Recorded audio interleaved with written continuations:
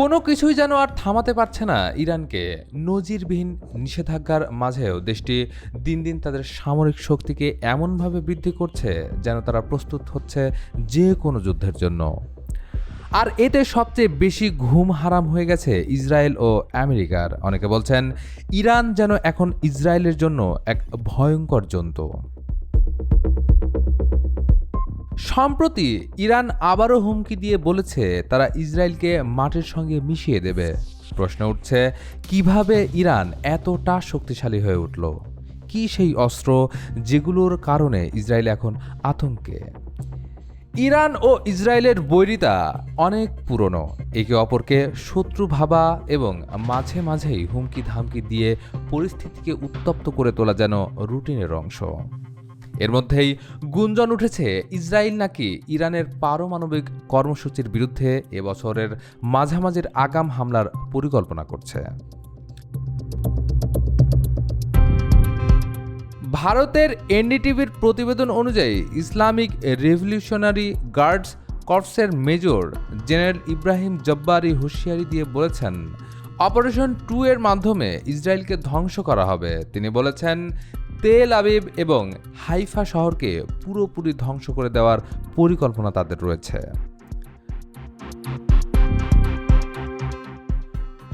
বর্তমানে ইরান বিশ্বের 14তম সামরিক শক্তিধর দেশ।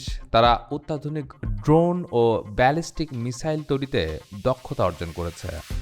তাদের একটি ড্রোন 350 কিলোমিটার গতিতে উড়ে 4000 কিলোমিটার দূরের লক্ষ্যে বোমা ফেলতে পারে। এমনকি একসঙ্গে 12টি বোমা বহন করতেও সক্ষম। ইরান নতুন ব্যালিস্টিক মিসাইল ইতেমাদ প্রদর্শন করেছে, যেটি 1700 কিলোমিটার দূরের লক্ষ্যবস্তুতে নিখুঁতভাবে আঘাত হানতে পারে। আরেকটি নতুন ক্রুজ মিসাইল গোদাবরী 380, যা 1000 কিলোমিটার বেশি দূরেও হামলা চালাতে সক্ষম। ইরানের এই মিসাইল ও ড্রোন সক্ষমতা দেখে পশ্চিমা দেশগুলো উদ্বিগ্ন হয়ে পড়েছে। বিশেষ করে ইসরায়েল এখন দিন দিন চাপে পড়েছে। তাদের আশঙ্কা ইরান যে কোনো সময় কার্যকর হামলা চালাতে পারে। এদিকে ইরানের সামরিক বাহিনী দাবি করেছে তাদের ড্রোনে আর্টিফিশিয়াল ইন্টেলিজেন্স যুক্ত করা হয়েছে, যাতে আরও নিখুঁত হামলা চালানো যায়।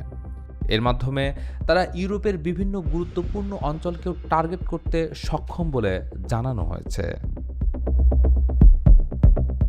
ইরান শুধু নিজ দেশের ভূখণ্ড নয়, তাদের সমুদ্র সীমাও শক্তভাবে রক্ষা করছে।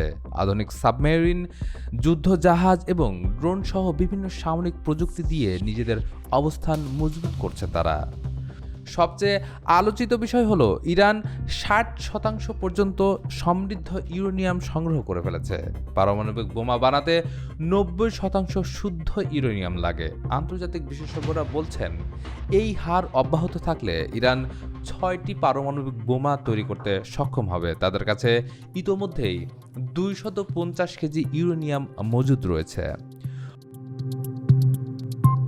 রয়টার্স জানিয়েছে ইরান দক্ষিণ পশ্চিম অঞ্চলে ডার্ক হ্যাভেন নামের একটি পারমাণবিক বিদ্যুৎ কেন্দ্র চালু করেছে, যেখান থেকে 300 মেগাওয়াট বিদ্যুৎ উৎপাদন সম্ভব। এছাড়াও উপগ্রহ চিত্র থেকে দেখা গেছে ইরান উত্তরাঞ্চলের কিছু এলাকায় পারমাণবিক ওভারহেড স্থাপন করেছে।